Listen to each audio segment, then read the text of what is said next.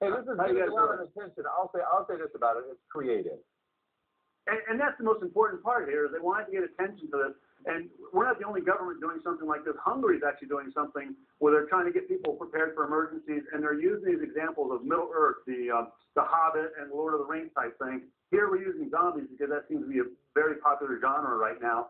And what they're essentially saying is a zombie attack, if there was such a thing to happen, wouldn't be any different than a pandemic or a hurricane or any, in this case, a severe blizzard hitting this area. So they want you to be prepared for that, just like you would for a zombie attack. So they're trying to get down to the younger ages and say, think of how you prepare for a zombie attack, and it's the same way you need to be prepared for anything that might happen. So some of the basics would be when you talk about an escape route, lots of water, I don't know, what other things do we need? Medical supplies?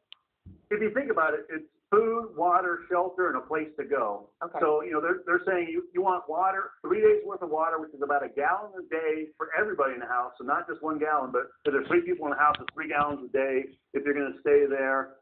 Food that's not perishable, canned food works really well. And they're also saying make sure you have an evacuation route. And again, this goes back to the zombies. Imagine they're coming into your town. How are you going to get out of there? Well, it's the same thing with a hurricane or anything else going on. But I think one of the most important parts they're talking about is you want a couple of things. You want a contact in the area that everybody in your family can get a hold of to make sure everybody else is okay in case you get separated. And perhaps more importantly, you want a couple of places that people can go to meet up. One should be local, but if you can't get to a local area, again, if zombies have overrun your town, then you want to get one that's not local, that's either out of city or out of state, and say we're all going to join up there. Otherwise, it's one of those things that, and we've seen story after story of people that get lost, and it takes forever to try and find somebody, and communications are down, and nobody can really help you find them. So if you can plan ahead of time, it can save a lot of heartache later. I'm wondering.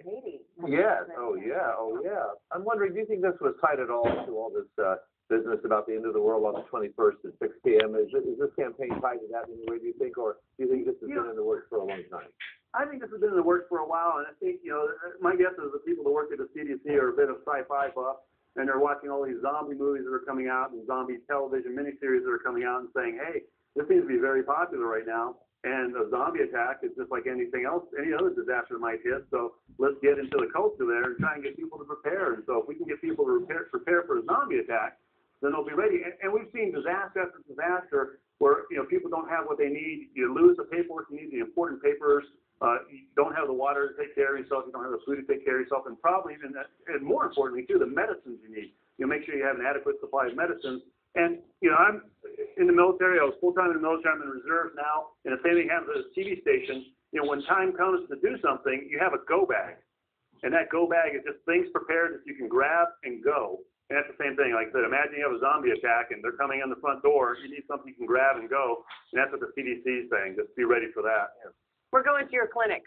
That's our plan, right? Because he's a great professional. Right. And if it takes us 3 days to get there, we have Kim's purse that we can live out of for 3 days. In fact, we can live in Kim's purse for 3 days. And I can tell you, my staff knows we do not treat zombies here. Okay. So there you go. Do you have lots of Twinkies? Because I know they last a long time. Oh, yeah. There you go. And probably my biggest advice is don't get bit. Thank you. Thank you for that. Good All right, advice. Dr. John. Thanks very much. You bet. You can always see Dr. John's advice again by going to the help section of 9news.com. There's an emergency. I'm following you because you are, if nothing, I do if have not everything. well provisioned. You are well provisioned. But I'm going to Dr. John's. Okay.